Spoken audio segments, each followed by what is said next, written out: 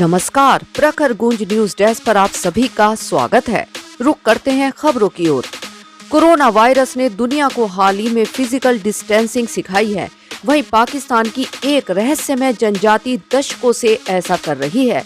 जानते हैं एक रिपोर्ट। कलाश नाम का ये समुदाय हिंदू कुश पहाड़ों से घिरा हुआ है और मानता है कि इसी पर्वत श्रृंखला से घिरा होने की वजह से उसकी संस्कृति सुरक्षित है।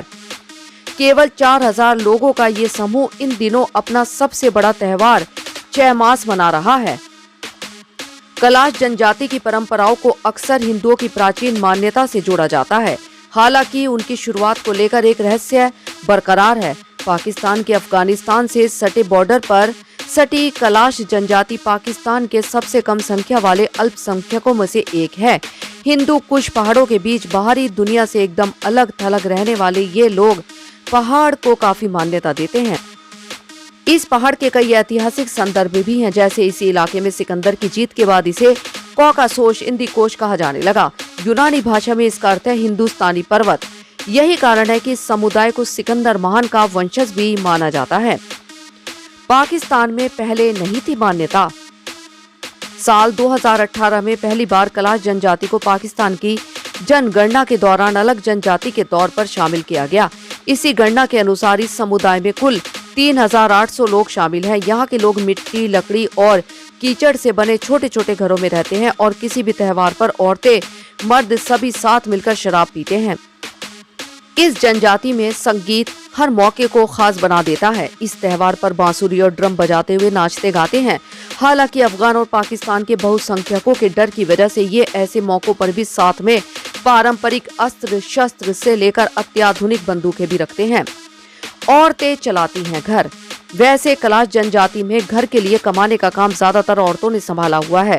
वे भेड़ बकरियां चराने के लिए पहाड़ों पर जाती हैं। घर पर ही पर्स और रंगीन मालाएं बनाती हैं, जिन्हें बेचने का काम पुरुष करते हैं। यहाँ की महिलाएं सजने संवरने की खासी शौकीन होती हैं। सिर पर खास किस्म की टोपी और गले में पत्थरों की रंगीन मालाएं पहनती हैं। त्योहार पर होता है चुनाव। यहाँ साल भर में 3 त्योहार होते हैं, कैमोस, जोशी और उछाव। इनमें से कैमोस को सबसे बड़ा त्योहार माना गया है, जो दिसंबर में मनाया जाता है। ये पर्व मंदिरों में मनाया जाता है, जिसे जस्टिकन कहते हैं। कई बार ये घरों से बाहर खुली जगह में भी मनाते हैं। घर के पुरुष ब्रेड बेक करते हैं और महिलाओं को देते हैं। इसके बाद एक खास प्रक्रिया होती है, जिसे शुद्धिकरण कहा जाता है। इसके बाद त्योहार शुरू हो जाता है, जो पूरे 14 दिन तक चलता है। इस दौरान मिलने वाले लोग एक दूसरे को फल और मेवे तोहफे में देते हैं। छोटे छोटे मेले भी लगते हैं। मनपसंद साथी चुनने की आजादी। यही वो मौका है जिसमें महिलाएं, पुरुष और लड़के लड़कियां आपस में मेल मुलाकात करते हैं। इसी दौरान बहुत से लोग रिश्ते में जुड़ जाते हैं। इस जनजाति के लोगों में संबंधों को लेकर इतना खुलापन है कि महिलाओं को अगर दूसरा पुरुष पसंद आ जाए तो वे उसके साथ रह सकती हैं। पाकिस्तान जैसे देश में जहां महिलाओं की आजादी की बात भी फतवे ला सकती है, ऐसे में इस तबके में औरतों को मनपसंद साथी चुनने की पूरी आजादी है। वे पति चुनती हैं, साथ रहती हैं, लेकिन अगर शादी में साथी से खुश नहीं है और कोई दूसरा पसंद आ जाए तो बिना हो हल्ला के दूसरे के साथ जा सकती हैं।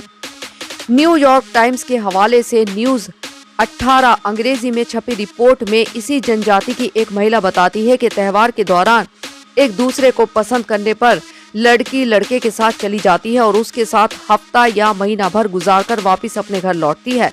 इसके बाद माना जाता है कि लड़की उस लड़के से शादी करना चाहती है और तब जाकर शादी होती है।